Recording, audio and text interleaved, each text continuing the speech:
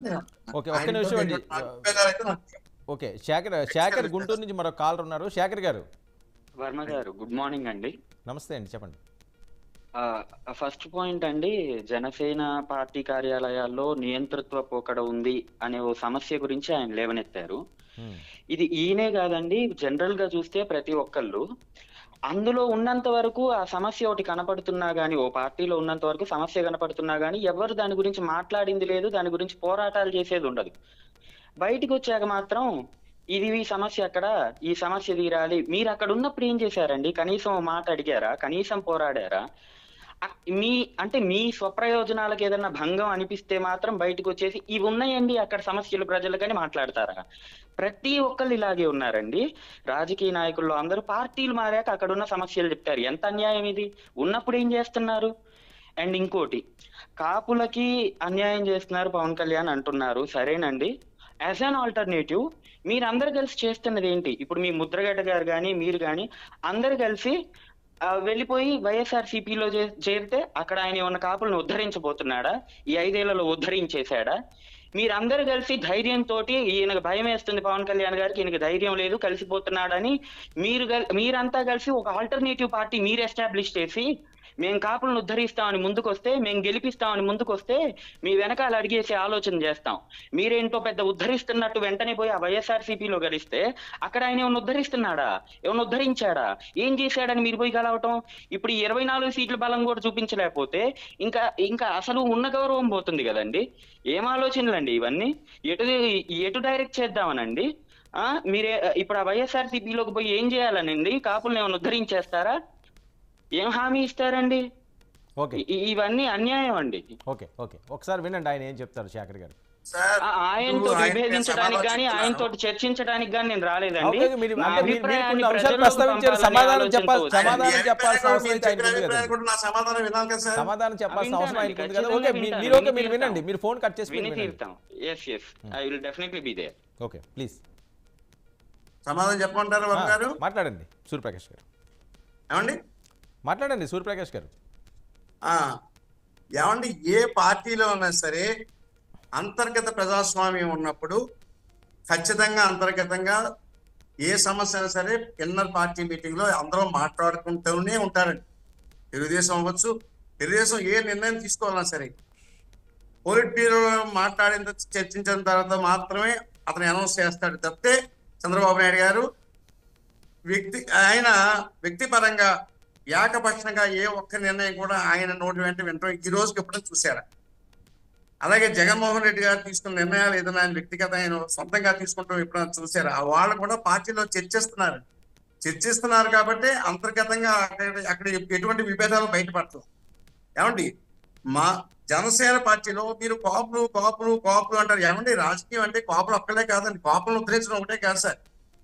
ఈ రాష్ట్రంలో కాపులతో పాటు అనేక కులాలు ఉన్నారు, బలహీన వర్గాల వారు ఉన్నారు, దళితులు ఉన్నారు, మైనార్టీస్ ఉన్నారు, అలాగే బ్రాహ్మణులు ఉన్నారు, వైశ్యాస్ ఉన్నారు, అనేక కులాలు ఉన్నాయి. అందరినీ ఉద్ధరించాలని రాజకీయ పార్టీ అంటే, అంతేకాని కాపులను ఉద్ధరించడానికి కాదండి. అంటే పవన్ కళ్యాణ్ గారు మీరు చెప్పినట్టే పవన్ కళ్యాణ్ గారు కాపులను ఉద్ధరిస్తారండి? ఆయన ఏదో ఉద్ధరిస్తాడు అని చెప్పేసి మేము చేయలేదని పార్టీలో చేరాను. ఆయన కోసం పార్టీలో చేరామండి. ఆయన ఉద్ధరించడం కోసం చేరాను. ఆయన కూడా మీలాగే మేము కూడా బహుశా మీరు కూడా కాపు అయ్యి ఉండొచ్చు. మా తండ్రి గారు కానీ నేను కానీ ఆ అభిమానంతో నేను కూడా చేరాను పార్టీలో. ఆయన కాపు కాబట్టి నేను కూడా పార్టీలో చేరాను. ఏమండి కానీ ఆయన పోని మీ ఇక్కడ జగన్మోహన్ రెడ్డి గారు కాపులను ఉద్ధరిస్తున్నారా అని అన్నారు. ఓకే, మరి చంద్రబాబు నాయుడు గారు ఏం ఉద్ధరించాడండి? ఆయన 3.5% ఉన్న కమ్మవారికి ఇప్పటికి 22 సీట్లు ప్రకటించారు, ఇంకా 15 సీట్లు ప్రకటించబోతున్నారు. మరి అక్కడ కాపులను ఏం ఉద్ధరించారండి? అక్కడ మొత్తం 2 పార్టీలు కలిసి 10 మందే కాపులకు ఇస్తారు. 22% ఉన్నటువంటి కాపు కులానికి 10 సీట్లు ఇచ్చారు, ముష్టి పాడేశారని కాపులకి. మీరు ఇంకా కాపు పిచ్చలో పడి పవన్ కళ్యాణ్ పిచ్చలో పడి ఇప్పటికైనా కూడా కళ్ళు తెలుసుకోకపోతే ఈ కాపుల్ని ఖమ్మం వాళ్ళకి తాకట్టు పెట్టేశాడండి ఇప్పటికే. ఏమండి ఇప్పుడు అంతర్గతంగా మీరు మాట్లాడొచ్చు కదా, మాకు మాట్లాడే అవకాశం ఉంటే బయటకు వచ్చి ఎందుకు మాట్లాడతామని అక్కడే మాట్లాడదు, పార్టీ ఆఫీసులోనే మాట్లాడతామండి.